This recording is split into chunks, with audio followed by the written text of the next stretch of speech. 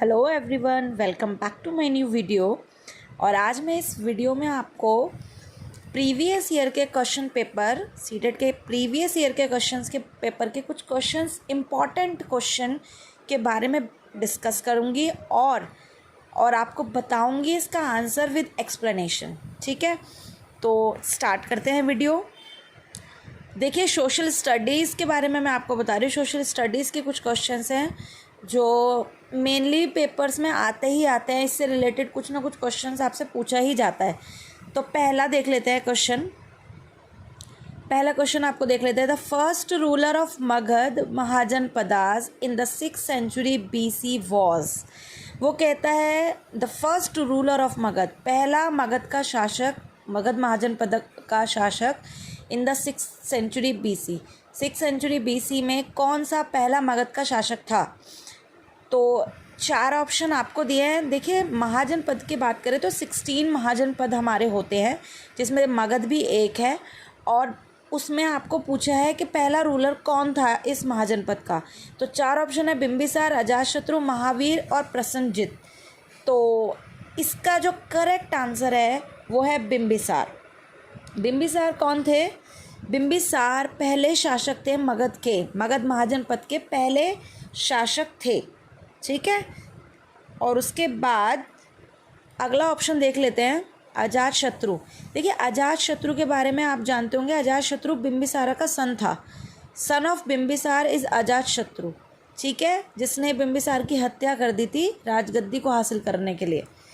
ठीक है, तो बिंबिसार इसका करेक्ट आंसर है। अजातशत्रु इसका बेटा था। महावीर, महावीर जैन धर्म के 24वें तीर्थंकर थे। आप सबको पता है, महावीर जो थे हमारे वो जैन धर्म के 24वें तीर्थंकर थे। और इनका जो कनेक्शन है वो मगध से है नहीं, वो है वज्जी से। महाजनपद वज्जी जो बिहार में ही है, उससे रिलेट करते हैं ये। अगला जो ऑप्शन दिया था वो प्रसेनजित दिया था, जिसके बारे में अगर मैं आपको बताऊं तो ये जो कौशल राज्य था, कौशल राज्य के शासक थे ये। और इन्होंने अपनी बहन का जो विवाह था वो बिंबिसार से किया था। ठीक है, तो कहने का मतलब ये है, ये तीनों क्वेश्चंस रिलेटेड तो हैं महाजनपद से, लेकिन ये अजातशत्रु इसका बेटा था, तो ये इसके बाद है। इसने पूछा था पहला शासक, तो हमारा इसका आंसर है बिंबिसार। और ये दोनों उस रिलेट ही नहीं करते उस महाजनपद से, तो महावीर और प्रसेनजित डिफरेंट सिचुएशन हो गई। तो इसका करेक्ट आंसर है बिंबिसार। क्लियर है, यानी कि पहला रूलर मगध महाजनपद का था 6th century BC में बिंबिसार। ठीक है, नेक्स्ट क्वेश्चन देख लेते हैं। नेक्स्ट क्वेश्चन कह रहा है which one of the following is not among the 3 jewels of Buddhism. देखिए, वो कह रहा है which one of the following, इनमें से कौन सा नहीं है। जब भी क्वेश्चन पढ़ा करिए तो ये ज़रूर देख लीजिए कि इसमें नॉट वर्ड आ रहा है। नॉट को अंडरलाइन कर लीजिए, हाईलाइट भी दिया है वैसे। इसका मतलब ये है, ये आपसे पूछ रहा है कौन से 3 ज्वेल्स, बुद्धिज्म के 3 ज्वेल्स नहीं हैं। देखिए, मैं आपको बता दूं, बौद्ध धर्म के 3 रत्न होते हैं, जिन्हें हम 3 ज्वेल्स कहते हैं या 3 ट्रेजर्स कहते हैं। ठीक है, और उन 3 रत्नों के बेस जो संस्थापक थे मतलब बौद्ध धर्म के, वो थे सिद्धार्थ गौतम, जिन्होंने इस धर्म की स्थापना एक तरीके से की। और जब एक व्यक्ति बौद्ध धर्म को अपनाता है या बौद्ध बनता है, तो वह कहता भी इस तरीके से है कि मैं बुद्ध की शरण में जाता हूँ। ठीक है, मैं बुद्ध की शरण में जाता हूँ, मैं धर्म की शरण में जाता हूँ, और मैं संघ की शरण में जाता हूँ। 3 वर्ड हमारे यूज़ होते हैं, मैं बुद्ध की शरण में जाता हूँ, मैं धर्म की शरण में जाता हूँ, मैं संघ की शरण में जाता हूँ। यानी कि जो हमारे 3 ज्वेल्स हैं, 3 रत्न हैं, वो हमारे ये हैं बुद्ध, धर्म और संघ। तो कौन सा नहीं है, हमसे पूछा तो कौन सा नहीं है, तो अहिंसा इसका करेक्ट आंसर है। यानी कि अहिंसा is not among the 3 jewels of Buddhism. Buddhism के 3 रत्नों में अहिंसा इंक्लूड नहीं है। समझ में आ रहा है? तो ये था हमारा नेक्स्ट क्वेश्चन। अब नेक्स्ट क्वेश्चन की बात कर लेते हैं। क्वेश्चन नंबर नेक्स्ट है हमारा, who among the following elect the Rajya Sabha members. देखिए, हमसे पूछा गया है इसमें कि जो राज्यसभा का मेंबर्स होते हैं वो इलेक्ट मतलब कौन चुनता है, उनको कौन चुनता है। राज्यसभा के मेंबर्स को। तो बात करते हैं हमारे, आपको पता है हमारी इंडियन पार्लियामेंट में 3 हाउस होते हैं, एक लोअर हाउस जिसे हम लोकसभा, राज्यसभा और पार्लियामेंट, ये 3 हमारे इंडियन पार्लियामेंट में आते हैं।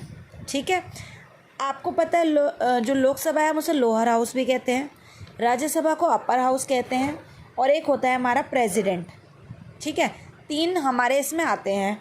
अब बात करें राज्यसभा की, तो राज्यसभा को अपर हाउस कहते हैं, और इसको एक और टर्म से यूज़ किया जाता है इसके लिए, वो होता है हाउस ऑफ एल्डर्स। ठीक है, हाउस ऑफ एल्डर्स के नाम से भी इसे जाना जाता है। और जो इसके मेंबर्स होते हैं, राज्यसभा के मेंबर्स होते हैं, उनको कौन चुनता है? तो पहला ऑप्शन आपको दिया लोकसभा मेंबर्स। क्या लोकसभा के मेंबर इसे चुनते हैं? नहीं, इसको लोकसभा के मेंबर्स नहीं चुनते। ठीक है, उसके बाद सेकेंड ऑप्शन को छोड़ के थर्ड की बात कर लेते हैं। वोटर्स इन असेंबली कॉन्स्टिट्यूएंसी, जो हमारी असेंबली कॉन्स्टिट्यूएंसी के वोटर रहते हैं, यानी कि हम लोग जो हम वोट करते हैं, तो वो चुनते हैं? नहीं, ये भी नहीं है इसका आंसर। अगला है वोटर्स इन पार्लियामेंट्री कॉन्स्टिट्यूएंसी, पार्लियामेंट्री कॉन्स्टिट्यूएंसी के वोटर चुनते हैं? ये भी नहीं है इसका आंसर। इसका आंसर है सेकंड, एमएलएज, जो हम लोग चुनते हैं। हर स्टेट का एमएलए होता है, तो एमएलएज जो होते हैं वो हमारे राज्यसभा मेंबर को चुनते हैं। तो इसका करेक्ट आंसर होगा मेंबर ऑफ लेजिस्लेटिव असेंबली, जिन्हें हम कहते हैं एमएलएज। ठीक है, तो इसका आंसर है जो राज्यसभा मेंबर चुनता है वो है मेंबर ऑफ लेजिस्लेटिव असेंबलीज। ठीक है, नेक्स्ट बात कर लेते हैं। अगला क्वेश्चन है, which of the following system of government was adopted by India.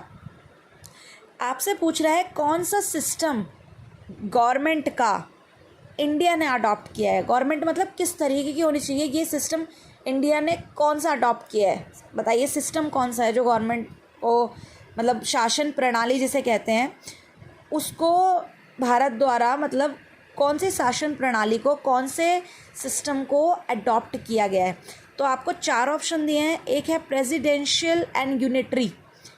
Presidential मतलब राष्ट्रपति, और यूनिटरी मतलब एकात्मक, राष्ट्रपति और एकात्मक। सेकेंड है पार्लियामेंट्री एंड फेडरल। पार्लियामेंट्री होता है संसदीय, और फेडरल होता है हमारा संघीय, संसदीय और संघीय। या थर्ड है पार्लियामेंट्री एंड यूनिटरी, संसदीय और यूनिटरी का मतलब होता है एकात्मक। और फोर्थ है हमारा प्रेसिडेंशियल और फेडरल, यानी कि राष्ट्रपति और संघीय। तो इसका जो करेक्ट आंसर है, जो हमारा सिस्टम है, गवर्नमेंट सिस्टम है, वो हमारा जो सिस्टम है गवर्नमेंट का, वो इंडिया ने अडॉप्ट किया है। कैसा? उसका आंसर पार्लियामेंट्री और एंड फेडरल, यानी कि संसदीय और संघीय सिस्टम हमारा अडॉप्ट किया गया है। ठीक है, तो इस वाले क्वेश्चन का आंसर है पार्लियामेंट्री एंड फेडरल। तो हमारा सिस्टम जो है, जो गवर्नमेंट सिस्टम है, वो है पार्लियामेंट्री और फेडरल। ठीक है, नेक्स्ट क्वेश्चन की बात करते हैं। नेक्स्ट क्वेश्चन हमारा है, एक क्वेश्चन की और बात कर लेते हैं, फिर बाकी के क्वेश्चन मैं नेक्स्ट वीडियो में बनाऊंगी आपके लिए। ये क्वेश्चन बहुत इजी है। 35th क्वेश्चन जो इसमें है वो है, how many parliamentary constituencies are reserve for the schedule caste. आपसे पूछा गया है जो एससी कैटेगरी की जो कास्ट होती है उसके लिए कितनी पार्लियामेंट्री कॉन्स्टिट्यूएंसीज रिजर्व्ड होती हैं, कितनी सीटें रिजर्व होती हैं पार्लियामेंट्री कॉन्स्टिट्यूएंसी में। तो इसको मैं आपको 4 ऑप्शन दिए थे, 47, 74, 48, 84। तो इसका जो करेक्ट आंसर है वो है 84।